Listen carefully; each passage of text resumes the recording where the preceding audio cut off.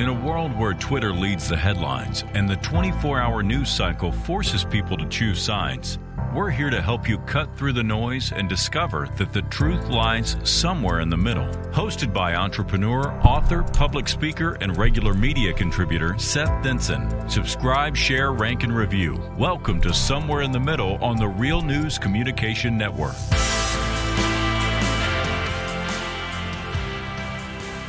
Hold the presses. The debates are over.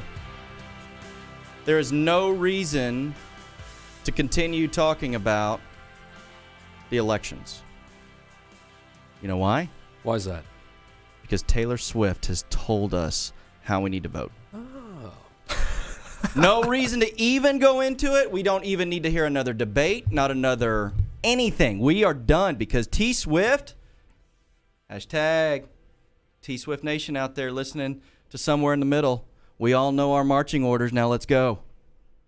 Well, hit the lights. Come on. I know, right? Good show. Hang it up. Good show. We're done. Get that music back up. Let's just punch out now. Thanks, Zach. Appreciate it. No reason to have anything. I mean, listen, there's so much going on in the world today, but you know what? We don't need to talk about it because let's just take our cues from T Swift. Right?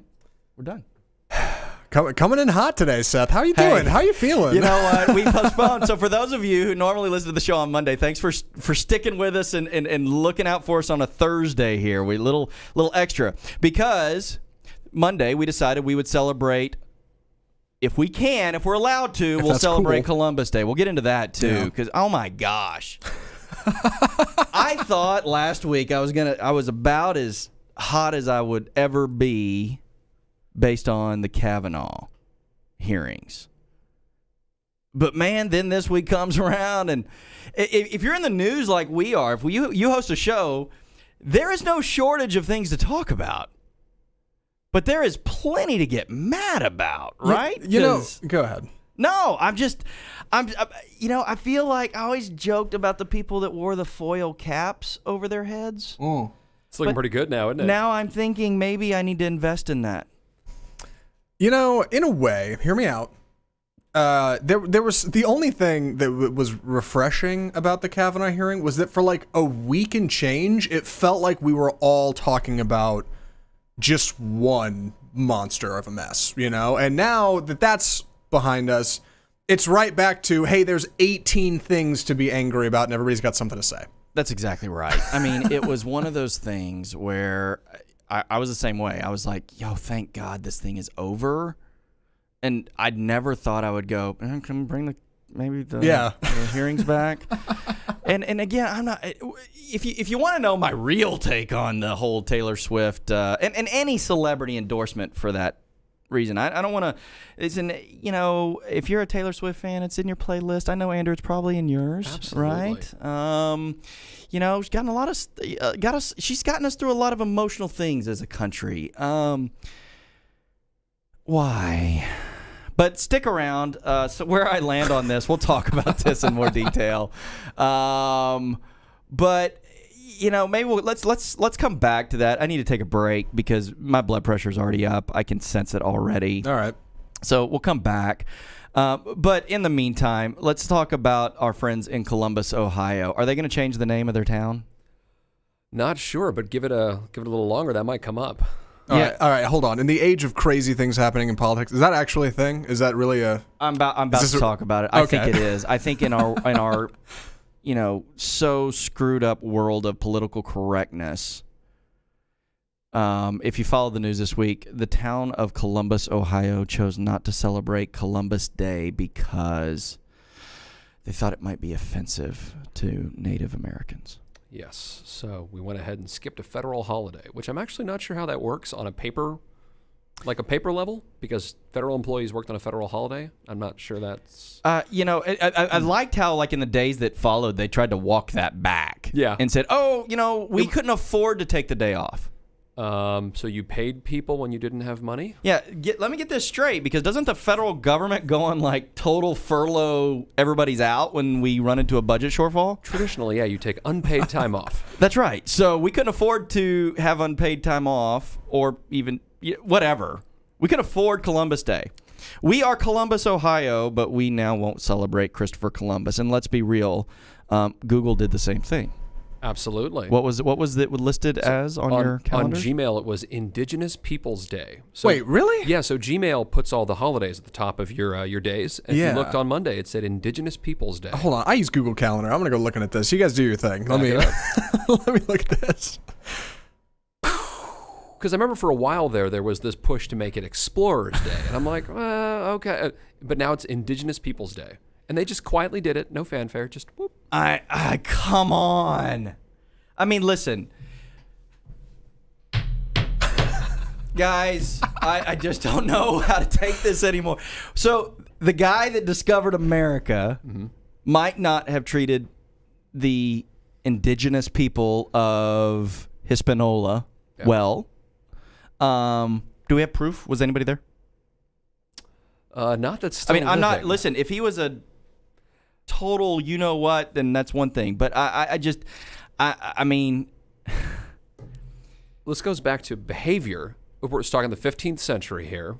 How did the common person act towards other people? Like, how did one race treat another race? Well, I heard this week that maybe one of the big things that he did was that his sailors spread smallpox.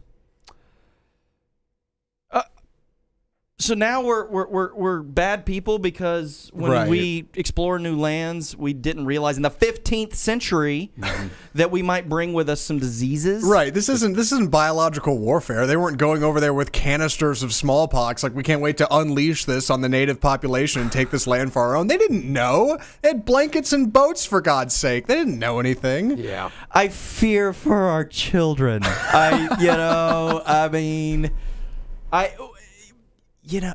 Oh my gosh, I'm really struggling today because I saw this story and I read it and I'm like, this is a joke.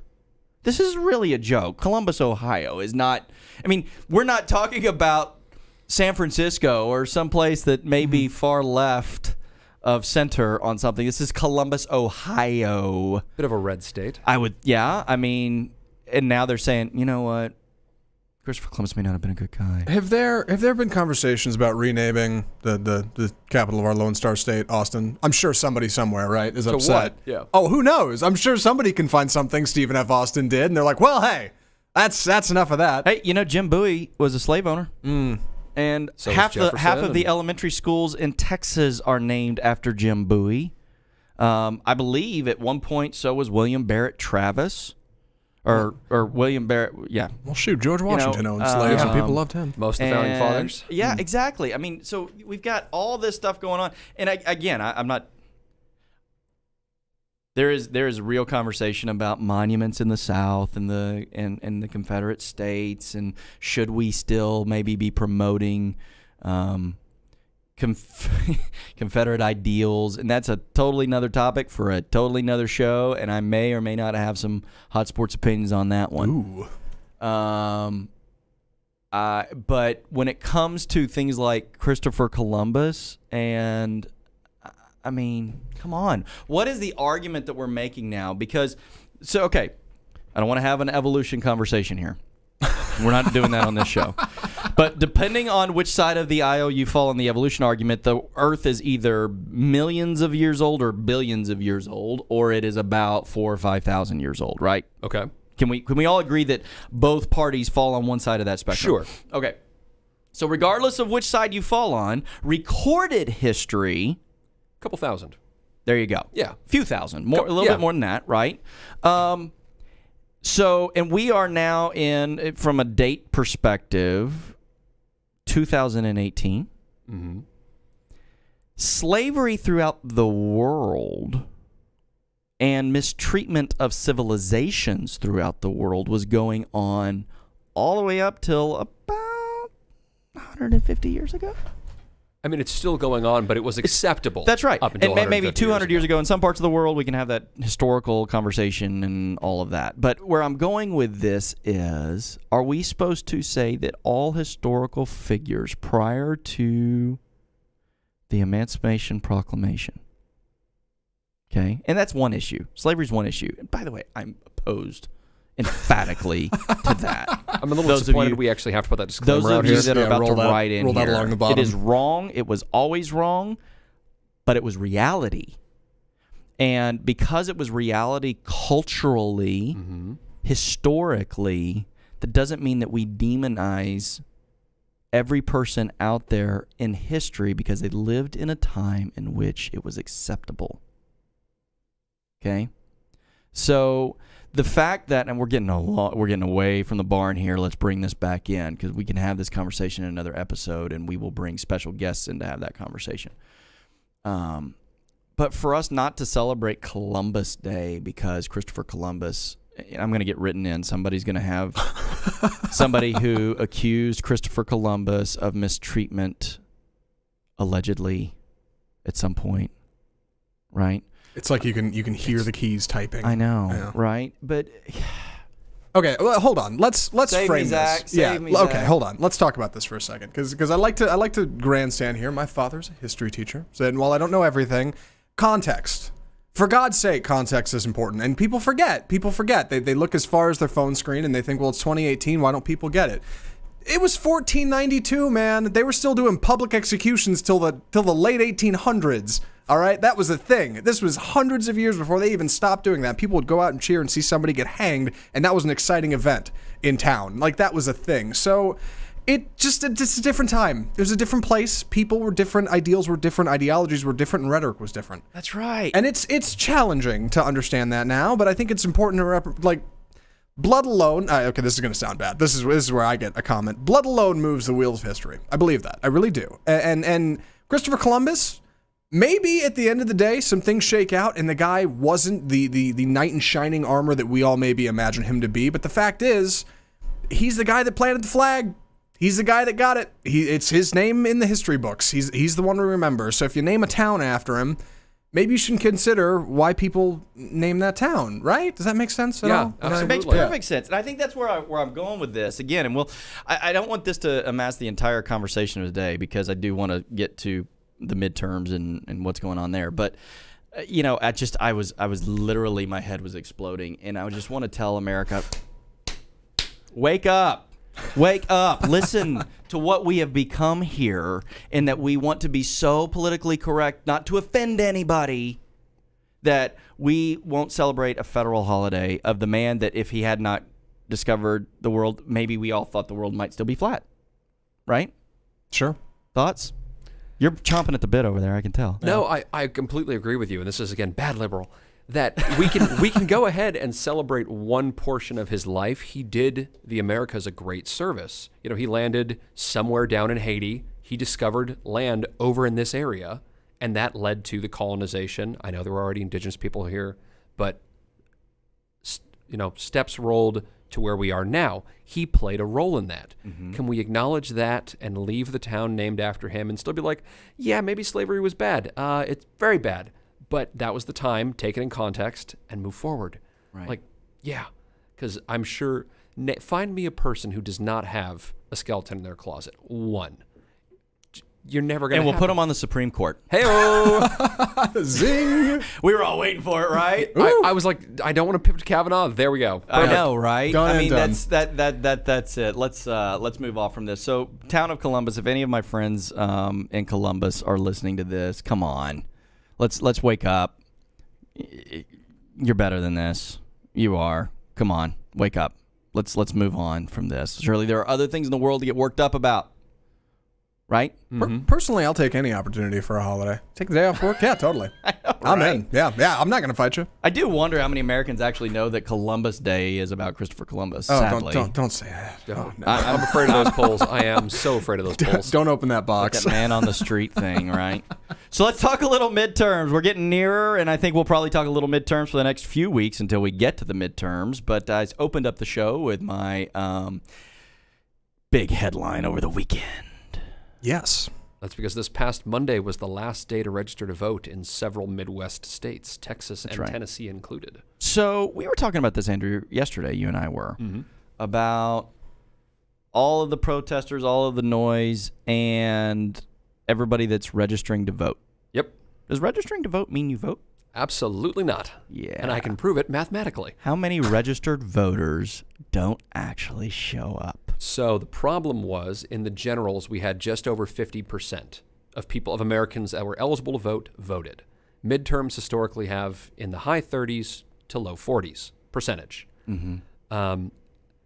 And for Taylor Swift's demographic, specifically, we're talking millennials. So I'm talking 18 to 29 or early 30s, if I have to throw myself in that category. Millennials, you're talking, they had something like a 17% turnout in the general. It was a super low number, which means it's going to be even low. Excuse me, I've said that wrong. It was about a 19% turnout in the general, which as a midterm, you can predict it's going to be a few points lower. So you're talking fine, if 15% of the 7,000 that just registered show up, that's still virtually nothing. So Yeah, so prove me wrong here, millennials. You guys are quick about grabbing posters and marching on the streets and wanting to get on the 5 o'clock news or shut down highways that I'm trying to drive on. Thank you for that, by the way. I'll never let that one go. no, as a Bay resident, no. But you don't actually show up when it's time to go into the ballot box. And it takes 45 minutes. If that. It's 15 minutes to drive. If you have early voting, you can actually probably do it less than that, right? Or mail it in. I've heard you can mail it in. Yeah, how about that? I just, and so I'll stomp on people on this one, yeah. Oh, no. It's interesting because I've been watching and reading the news patterns, and they're talking about how many more people are registering to vote this year. And you know what? Great. And listen, history will prove that the more people that show up to vote, the worse it is for Republicans. Absolutely. But registering isn't showing up. Correct. And I'm not calling out people, but I'm calling you out. Yeah, I will. Show up. Don't forget to register to vote. Well, that's great. Yes, you have to take step 1 before you take step 2, which is actually vote. But so many people don't do the 2-step. They do a 1-step. They stop. Right? I had a friend discover that who had registered to vote when he was 18, but he never signed up for selective service. That's also part of that, by the way, gentlemen. Listen. Yeah. Anyways, it's like, oh yeah, I never did that. Oops. Anyways. So what are we thinking? We think we're gonna have a blue wave, red wave? What do you think, guys? Oh God! All right. Well, can I jump in real quick? Please. Always. I'm gonna echo the same thing. I've heard on every news chyron ever since 2016. After 2016, I'm not in the prediction game anymore, Seth. It's gonna come down to voter turnout. That's what's gonna matter at the end of the day. And that's all I got. I mean, who knows? It might be sunny right? or rain outside. Gee, thanks, Zach. I think I know, right? That's no help at all. I think, not to get too far in the weeds, as far as polls are concerned, I think in Texas, Mr. Cruz still has it, right? That's where we're at, I think. And Andy, you want to? But Beto has gone to 254 counties. Just in case anybody had forgotten that. Stop telling me. Interesting point here. Yeah, I heard that from a couple of conservative friends. They said, "Well, I want to know what his message about, but that's all I hear." And I was like, "Yeah, I guess that's true. Yeah, I suppose." I think I came out a few weeks ago, or not a few weeks ago, probably a month ago. We did a show. I think it was when we had Alan Weaver on. Coach Weaver, who's a high school coach of mine, teaches government here in Texas. Is a high school teacher, and we were talking about that, and I said, listen, I want to be an objective voter. I'm going to listen to all sides of the argument and make my determination. However, as of right now, I'm kind of liking what I'm hearing from Beto as far as his approach, and I think he's done himself some favors in his original approach to things. But then it did almost become broken record-y in that it just became a talking point. Well, we've gone to 254 counties. Did you know we've gone to 254 counties? Hey, we went to 254 counties. So, I get that you went to 254 counties. Now, he did come out. Let me finish this last part. He did come out, I thought, about 3 weeks ago with a new ad. And to his credit, he's not taking PAC money, although I did see a PAC today against Ted Cruz. So while he's not taking the PAC money, the PAC is still out there doing its thing. Is that the Richard Linklater I think that's ad it. you're talking about? Yeah. And so, but Beto came out, and I thought his political team did a phenomenal job of a new ad where he came out, and it's just him talking into a microphone about how, hey, let's not be Democrats, let's not be Republicans, let's not be defined by those things that are negative. Let's be defined by what we can accomplish. I thought it was very Kennedy-esque. Ask not what you can do, right, or what your country can do for you, but what you can do for your country. And there's a brighter side here, and we could be a shining city on a hill. That was very much that way. And I thought it was a good ad. I thought he did a great job of delivering the message. Here's the problem. when you just play that ad over and over and over and over and over, now what 3 weeks ago I thought was a good ad and a good message, I'm like, oh my God, I'm over it. I'm over it. Yeah. And I think you do yourself a disservice, don't you, when you just kind of take the same message and just wash, rinse, and you don't even wash it and rinsing it. You're just repeating it. Right. There's a couple things here. Andrew, you mind if I jump in? I can tell you're kind of... Yeah. No. All right. There's a couple things here that I think. One, I think Beto O'Rourke's presentation, the way he's reached people, he's pushed everything onto the internet, which for a younger voting audience, which seems to be kind of what he's going for, is smart because that's where they're at. They're not in magazines. They're not on television. They're on the internet. They're on their phones. They're on Facebook. And I get that. That's where he seems to be pushing everything. But the problem with that is you have to consider how people consume Facebook content. And the way they do it is they scroll by, they look at a video for 7 seconds, and they keep scrolling. And if every one of your videos seems to start with a line that resembles when we were in 254 counties, when I visited 254 counties very quickly, all people are getting or all you're saying is that. And then they keep scrolling. And it just seems to be this repetition, and it doesn't go anywhere. That's a problem for his campaign. I like the approach, but it's heavy-handed, I guess. I don't know what I'm trying to say here. What I was going to say is by kind of steering clear of the traditional political route, he doesn't have the traditional political team that a lot of other politicians do. I think it's what led him to be so sincere in this forward portion of the race. But now he doesn't have that he doesn't have an experienced professional next to him saying, all right, pump the brakes. So that's kind of my thought on that. Right, a coordination issue? Yeah. Okay. Well, I think it's a multitude of messaging issue. It's I get that there need to be talking points and there's things you stay on message, right? That's one thing we talked about with the Trump campaign. They couldn't seem to stay on message with anything. The message changed every day based on what Trump had for breakfast or who was last in President Trump's ear. So that's a challenge. But when I think you also run into another challenge when you almost hone the message too much and just repeat it, because we are not who we were as a society 50 years ago. We are a move at the speed of light society, and you have to continuously feed me something new or I will move on and you will just become an afterthought. And I think where Beto O'Rourke is running a challenge today is that he isn't expanding his message, and those that found him so exciting at the beginning might, by the time the election comes around, kind of have moved on. A little stale. And to your point, Zach, if he's targeting that demographic that goes online and gets their information, while that might be effective online or likes or followers on Twitter, historically they don't show up on election day. Right. This is the penultimate problem with Beto O'Rourke's approach. His primary target audience is non-voters. And the one thing that connects non-voters is that they don't vote. Right. So if that's who you're trying to get in a voting booth, statistically, you're fighting a losing battle. Like, it's a problem. And I'm not saying you should be maybe converting voters. I don't know if that's the best way to go, but like, you're really swinging for the fences on this one because you're going for a group of people that don't vote. Since the election of President Trump, I have met one family who admitted to me that they didn't vote. That's it. One group of people. I was like, why didn't you vote? They're like, we had a 3-month-old and we were tired. I'm like, that's totally valid. I get it. Thank you. Reason? That's a good reason. Sure. So where's the other half of you? Because I'm yet to meet someone who hasn't had an opinion on the presidency yet. You know, it's everyone's... There are 4 demographics of people that show up. Mm-hmm. The far left, and when I say far left, I'm talking far left.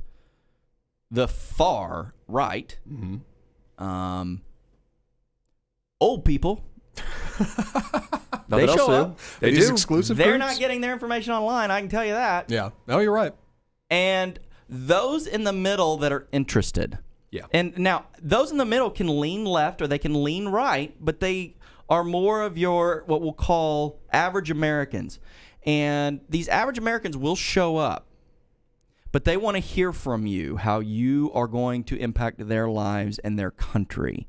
And they want to hear a message they feel resonates. And I think that, and I know that for our listeners that are listening from other parts of the country, I know we're talking Texas politics, but this is a national race now, right? Because the pendulum of the U.S. Senate swings potentially in Texas today. Right. And so don't believe me. Look at where the money's coming in from. It's coming in from everywhere. Yeah. More money's probably being raised from outside of Texas than in Texas right now for this race. Yeah. And now on both sides, now that it's within the opportunity for the Democrats to take the seat. So this is a national issue, but where Beto has made a misstep in my calculation, I could be proved wrong here, is two things. One, he was appealing to that middle ground, me, a traditionally conservative voter who wants to hear all opinions, who is frustrated by some things that Ted Cruz has not accomplished in the Senate, and some approaches that he's taken on some things. I was willing and able and ready to potentially cast my ballot a different direction than maybe I historically had. And he's lost me. And I'll tell you why he's lost me. He's lost me because, A, his message now is stagnated, in my opinion. And now, my biggest fear as an independent thinker who watched these Kavanaugh hearings play out, I'm going, who's not in the pocket of the far left or the far right? Now, again, I'm going to get a message here saying, so you're saying that Ted Cruz isn't in the pocket of the far right. I'm not saying that. I'm not saying that he's not. But I'm saying that the devil I know beats the devil I don't. Yeah. Unfortunately, in today's world. And with Beto now going on some fairly liberal talk shows, and now he's touting things like healthcare for all, and he's talking things that I don't necessarily am as far right as others, but I'm middle ground, and he's now starting to go far left. And that's concerning, and I think that may be a challenge for him as we get nearer and nearer to election time. It's tough, following, of course, 2016. Looking at kind of polling numbers for the president and favorability, that there seems to be a consistent base, as it were, right, that does not dislike Donald Trump. He's got that infamous quote. He said, I could walk out on Fifth Avenue and shoot somebody, and people would still vote for me. He's probably they right. would. Honestly, right, and that's the thing, is that he's probably right, and that base is incredibly valuable. So while it's real great to market to I think the unfortunately small percentage of voters who, like you said, like to think in between the lines and say, okay, well, wait, who exactly are you going for here? Ultimately, if you got to rally a group, you want to rally the extreme, right? Am I wrong? No, because that's who's going to show up. Right. That is, but is the extreme more than the middle? And listen, I don't know the answer to that. I like to think that the extreme is not more than the middle. I hope for our country that the extreme is not more than the middle, because if that's the case, then there's no reason for debate anymore. It's just who can amass the most turnout, and then whatever it says, it's mob rule at that point. And so I'm hopeful that more people are like what I think our show is about, and you guys and those that we've had on the show, which is they want to be middle of the road thinkers. They want to hear all sides and make a determination. And by the way, that doesn't make me any less of a good American than somebody who is far right or far left. Matter of fact, that makes me an open-minded American who wants to hear all sides and make a decision based on what I think is in the best interest of our country. And isn't that what we should hope for from everybody? If that isn't what we would hope for, then why protest? Yeah. Why hold up your sign? Why get the billboard? Why scream from the microphone? Why tweet at me who I need to vote for, who you would encourage me to vote for? If my mind's already made up, don't you want me to be open-minded and listen to all sides of the story and make a determination? I think it was Penn Jillette who told me, or said into his microphone, I demand to be convinced. Change my mind. I want you to change my mind. Tell me something outlandish. That's great. Now convince me. But this whole, nope, I'm a so-and-so and you're never going to change that. That's stupid. It's naive, and it's I'm principled. It's it's so not what we should be about as a country. It's so not what's going to accomplish anything. And so, that's the big argument right now, is that now the pendulum swings left or it swings right based on who's in power, and now the Supreme Court is part of that, and we've politicized that. And you know what? They're right. We have. The Supreme Court is politicized, and it's a shame that it is. It shouldn't be. But you know what? Why have the halls of Congress? Why have the Senate floor? Why have open debate if we aren't willing to debate? And I think, again, and I'm going to get kind of scowled at for this, where it all started going downhill was when we started televising things. Mm-hmm. And I get, we want Americans to be informed. We want open discussion. But no longer could a politician listen. No longer could they maybe think differently, because now that decision, that change of mind, they're going to be a waffler, they're going to be a flip-flopper, or, oh, you know what, on that one issue over there, they didn't side with the far extreme. And so in the primary, they're going to lose, because that principled person who is easy to step up and say, hey, I wouldn't have listened. That should be the ad now, right? Yeah. Hey, I promise I'll go to Washington and not listen to anybody. That might work. Yeah, watch out. That's what so much of the country wants, right? Or at least that's what we won't come out and say that's what we want, but that's what we want. Once somebody says, no matter what happens, I will go to Washington and not listen objectively to anybody. I will vote the way that I have been told to vote already by the fact that I have been elected by you, and you can count on me not to listen. Denson 2022. You heard it here first, I mean, folks. come on, but that's what we're asking for now. And so again, I'm gonna wrap this back together. I think that's where, Beto originally came out and said, hey, I'm not going to be a far Republican. I'm not going to be a far Democrat. I'm going to be for the people of Texas. But yet it sure sounds like all the talking points I'm hearing out of him lately are what I hear from the far left. Come out on. I wanted somebody to ask him, what's your take on this Kavanaugh thing? Due process. I think he's been asked. He's I feel probably, like I saw. Maybe he has, and maybe I haven't. I didn't necessarily hear it. His not to, if you don't mind me. No, go ahead. I think his opinion was, I watched a thing from Showtime. They've been doing a series, of course. Everybody's getting political. Is that the circus? Yeah. That one actually. Yeah. I saw a YouTube video yesterday. I don't know anything about it, but yeah. They asked him what he thought, and he said essentially based on. He saw disqualification in partisanship. That was his thing. He said Brett Kavanaugh appears to be partisan. That is why I would not vote for him. He said it's not a matter of what happened, what didn't happen. It's that you're supposed to go to the Supreme Court and not lean either way, but people do. I don't know, but that seemed to be what I got out of it. It was a pretty seemingly safe answer. Yep. Yeah. And you know answer. what? It's a good answer. It's the best answer they probably could have given. Yeah.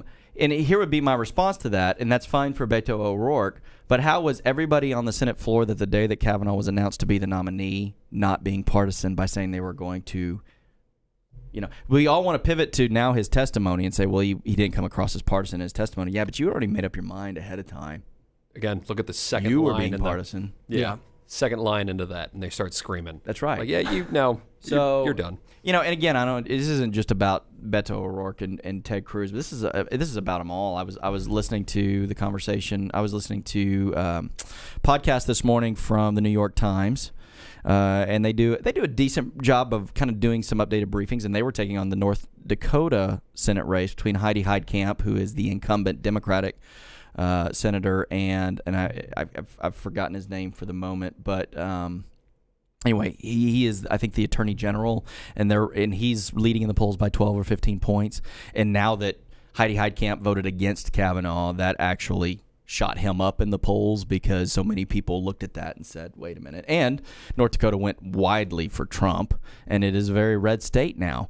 But they were talking back and forth, and she was trying not to focus on national issues and only focus on local issues like tariffs and how that's impacting farmers. But now she's been thrust into that, and she had to toe the party line. And while she may have lost the race anyway, she's all but going to lose the race, guaranteed now. And so I think this is where we've come, is that, again, I want a candidate that's going to be open-minded, and I want them to convince me of that. I would take somebody that's open-minded over somebody who might just always lean the way that I would lean in a situation, because I might be wrong sometimes. I might need to hear all sides of the argument sometimes. But if I am questioning where I need to vote, I can always turn to T-Swift. What a segue. Right? So back to this. Take note. Where are we at on this? I mean, listen, I think it's almost a rule now. If you become a celebrity, a singer, a songwriter, or even a football player, you're required to take a political position on something. Why? Because they finally have the mic and the camera, and they feel a need to do something about it. Can I, real quick? Please. All All right. Here's what I think. All right, hear me out. I think if you're, and I'm not, obviously, not a celebrity, despite my appearance on this show.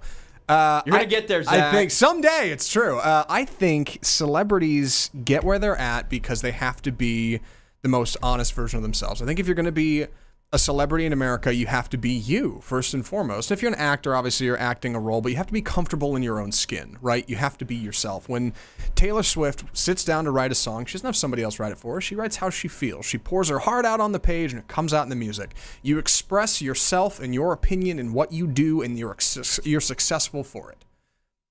I do think that runs into a problem in politics because everybody likes to talk about how they feel about politics. So when a celebrity does it, you run into an issue. Yeah, I mean, that's it, right? And I think that, again, it's well within their right to do it. But don't be mad when I turn you off now. and again, I'm not coming against what Taylor Swift is fine if she feels like that the Democratic candidates in the state of Tennessee that she wants to endorse, that's fine. But it's almost like they run in groups and it become. Anybody watch the American Music Awards the other night? I've gotten to the point where I almost don't even want to watch these shows anymore. Because it just becomes an opportunity to hear about what political opinions one side has. And I will tell you, it is almost always one side in Hollywood or in music. I made this statement, I think I said one of the first shows, that I have historically never, voted conservative because I'm neither rich enough nor poor enough to vote liberal. And I mean that to say I don't depend on the government, nor do I have so much money where I'm willing to give it all away in taxes. Historically, my conservative leanings have been from a fiscal perspective based on the fact that I work hard. My family's always worked hard. I didn't come from money. We worked hard for what we made. We still do today. And as such, I want to make sure that the government falls in line and tries to run things more fiscally conservative as I have to run my household and tries to take a little less of what I got. I don't want them making these decisions for me. I want to make these decisions for myself. And so that's historically why I voted that way. But people in Hollywood that are making millions and millions of dollars on CDs, I just aged myself, digital downloads, right? iTunes. They have the money to say, well, I'm so happy to willing to, let Uncle Sam take what he needs, right? Or those that depend on the system. And so, the sad part is we're getting further and further away from the middle and things. And interestingly enough, as you look back historically, I mean, Ronald Reagan's a perfect example. He was a celebrity actor who started speaking out politically, became a president. Donald Trump was a reality show host. Now, listen, Donald Trump was a very wealthy real estate investor and developer long before that. But that's where he kind of got his notoriety, right? Was his reality shows and stuff like that. But I want sometimes celebrities to just be a celebrity and do your music, play in your movie. Give me the opportunity to escape just for 1 minute or two by listening to your music or watching you in a movie and not think about politics and reality. I always enjoyed, I don't know if you guys are familiar with the band. Andrew, you might be because you're from California. LCD Sound System, other of you.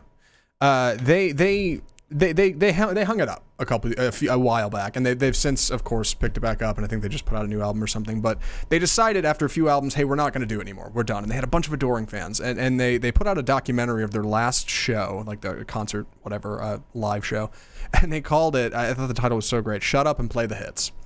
Because they felt like that's all people want. They don't want to know how you feel. They just want you to play the music, and they want to pay, they want to pay their ticket, and they'll move on. And I think it's worth talking about for a second. Why do people feel that way? Maybe that's a valid way to feel. I don't know. I think it is. I think that the average American wants to just listen to your music or listen to your talent. I mean, these people are talented. Of course. It's why they make millions of dollars doing what they do. They're very talented. But your talent allows me through the arts to escape reality. That's what the arts have always been great about, right? Mm-hmm. Allowing us to look at life away from the reality of sometimes the muck that's in front of us. And when you start to then take artistry and blend it with the muck, I don't want to look at your artistry anymore. And to that point of that band, just play the hits, man. Just let me escape for a little bit here.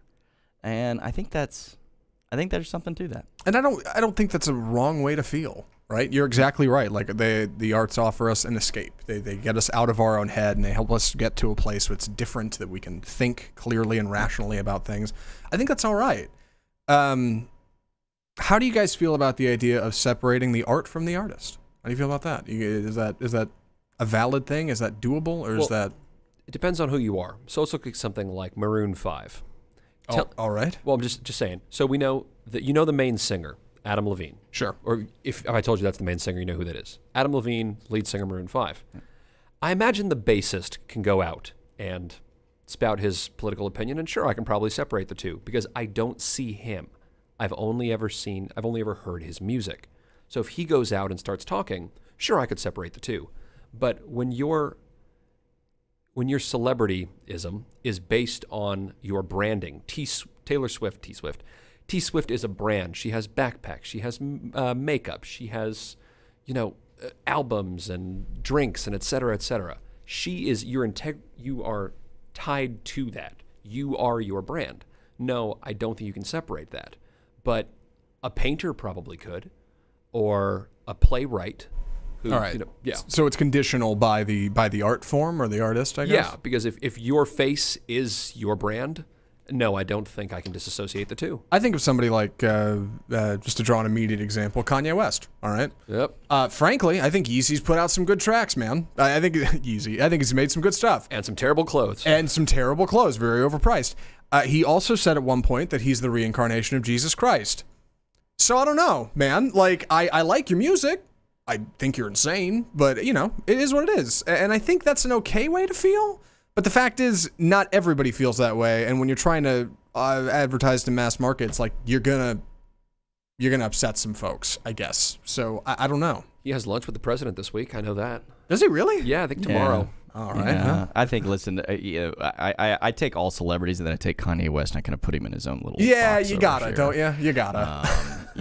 And just because of the way the wind blows with that dude, I don't know. Right. I don't know. But, the more of your level-headed folks, though, that I like to say, and again, I know, for those of you that want to support, I can hear it already. People that are on the left are saying, well, you're just trying to go against Taylor Swift because you're a conservative. I'm like, no. If I've done nothing on this show, hopefully I've at least shared that, yes, while my political mindset might lean a little bit more right than left, I am in the middle. I am trying to be a middle ground person here, saying if she had come out and said the same thing about, maybe we should all vote Republican, I would have gone, just don't infuse politics into your artistry and do it in a way that makes me feel like you're doing such a great service to our country. It was such fanfare around it, right? I felt like I was called to do this, and it was just kind of anyway. Yeah. I know. All right. Well, listen, go ahead, Zach. Oh, sorry. I was going to cite another example on the other side of the fence, if that's all right. To bring it back around to Kanye West again. A couple weeks ago, Kanye was on SNL, and towards the end of the show, he had some things to say about the current political climate, and the show had wrapped, and they turned off the cameras, and he gave a whole spiel to the studio audience, and that became a whole thing, but Pete Davidson comes on next week on Last Week Tonight, and he talks about, he gave a little 3-minute thing on Kanye, and he basically said exactly what conservatives say about liberal artists when they come out, which is, we kind of don't care. Like, it shouldn't matter, and nobody wants to hear it. People feel this way on both sides of the aisle. The issue, the problem we run into is they're quick to look away when they agree. That's right. Yeah. That's exactly. That's a great point, and I saw both of those things, or at least the tapes of both of those things. Yeah. And I thought Pete Davis was right. We shouldn't care. Right. We shouldn't care. Just like we shouldn't care that the whole show that Kanye was on was about politics. Yes. Was that the Matt Damon Kavanaugh episode? Was it that one? I think it Okay. was. Maybe it wasn't, but it I was. don't But know, yeah. historically, I mean, it's quick how quickly we will change our mind so long as you're siding with where I land. Exactly. Right. Yeah. So, all right. I'm going to let this one go. All right. Blood pressure. You guys have settled me down a little bit. All right, So, for those of you that were part of this one, thank you. For all the folks at Real News Communication, thank you for being part of this, Zach. Appreciate you, buddy. Thanks. Andrew, always appreciate your insights and your thoughts and your vests. Thank you. To my beautiful wife, Jenna, my wonderful daughters, Emerson and Arabella, Daddy loves you. Thank you for letting me do this. And while I may be considering a number of things, I do know where I land on this. In America, it's your right to endorse or not endorse candidates, but it seems that we've taken that to a whole new level, especially when it comes to celebrity endorsements. It's one thing when one of my neighbors has a Make America Great Again sign in their yard, or another is wearing a Feel the Burn t-shirt. But when celebrities start doing it, it does change the connotation. They have a much bigger microphone with which to address people, and that kind of thing can go sideways real quick. Listen, I run a business, and I've got to be careful about the things I say or do, even on this show, because it can affect my business. And celebrities should, maybe consider the same. I remember back in the early 2000s when the Dixie Chicks went across the pond and on foreign soil made it very clear that a statement about their dissatisfaction with then President George W. Bush, only to learn when they returned home in the days that followed that about 80% of the people that actually listened to their music happened to also be President Bush supporters. It was a career-ending move. Anybody seen a new CD from the Dixie Chicks come out lately? Yeah. This past week saw another award show, which are becoming less about awards and more about celebrities getting the opportunity to purvey their political opinions during an acceptance speech. Don't get me wrong, I'm fine with you having an opinion, but don't be surprised if when you voice that opinion, my opinion of you just went a new direction. I listen to music or watch movies to escape the noise of politics and dissension. The arts allow us to do that, but when all I can think about while listening to your greatest hits album is your political preference, you've stolen my ability to escape and launched me right back into reality. No thanks. I'll just change the dial. And in the end, have we really become so lazy as an electorate that we need to take our cues from a pop star? Are they really the ones who can empathize with the needs of most average Americans? Don't get me wrong, if a celebrity uses their platform to remind people that they should register to vote, that's great. But having a multimillionaire platinum recording artist tweeting at me from their penthouse suite or their private jet that they understand the struggles of the common man and women really seems a bit disingenuous. In a free society, anyone can talk about anything. I'm not telling old T Swift to stay in her lane, merely to understand that merging without using a blinker can lead to a collision. It's time that we all become more informed and do some fact-checking on our own and stop blindly trusting whatever news outlet we're plugged into or whichever celebrity tells us who we should vote for. Go to your local rallies or your town hall debates. See your candidates live and listen to their voices. You'll know when you've met a good one. I heard that in the day following Taylor Swift's tweet, voter registration in Tennessee actually increased quite a bit as compared to the days prior. But registering to vote isn't the same as actually voting. It's easy to click on a link on my computer or smartphone, but actually showing up on Election Day, well, that's a different story. If we're so lazy that we're going to make our decisions as to the best candidates based on the opinions of celebrities, then we're likely too lazy to actually show up to the ballot box on Election Day.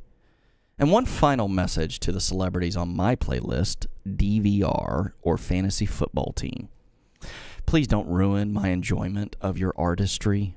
Do us all a favor, and rather than talk, vote. In the end, your vote counts the same as mine. And actually, voting is what really matters. So if you feel the need to share your voice and or opinions on politics via Twitter or any other media outlet, instead, just hashtag shut up and vote. Finding myself somewhere in the middle, I'm Seth Denson.